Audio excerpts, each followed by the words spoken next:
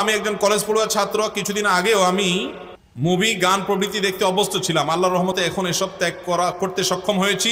কিন্তু ইদানিং ইসলামিক তুর্কি ওয়েব সিরিজ যথাক্রমে সুলতান সুলেমান, আর্তুগ্রুল গাজী, ক্রুলুস ওসমান ইত্যাদি সিরিয়াল দেখতে আসক্ত হয়ে গেছি।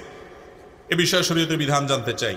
ভাইরা আমার, ইসলামের ইতিহাস জানা অনেক গুরুত্বপূর্ণ, কিন্তু ইসলামের ইতিহাস জানতে গিয়ে যদি আপনি ফিল্ম দেখতে হয়, আর সে ফিল্মে যদি নারী পুরুষ সমান তালে অভিনয় করে এবং পর্দাহীনতা থাকে, অশ্লীলতা থাকে, সেখানে যদি মিউজিক থাকে, সেখানে যদি হারামের উপাদান থাকে এবং সেটা দেখতে গিয়ে যদি আপনাকে হারাম জিনিস অবশ্যই দেখতে হয়, অ্যাভয়েড করার সুযোগ না থাকে, তাহলে ইসলামের ইতিহাস জানার নাম করে সেরকম ফিল্ম দেখা জায়েজ হওয়ার সুযোগ নাই।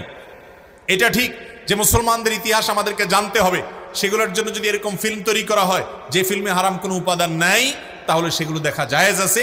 এবং এ ধরনের ফিল্ম যেগুলোতে হারাম উপাদান নাই, যেগুলো মানুষ দেখতে পারে হালাল, যেগুলোতে মিউজিক থাকবে না, নারী পুরুষের মিশ্রণ এবং পর্দাহীনতার যে ব্যাপারটা সেটা যদি না থাকে, তাহলে সেরকম ফিল্ম দেখা জায়েজ আছে এবং সেটা বানানো জায়েজ আছে।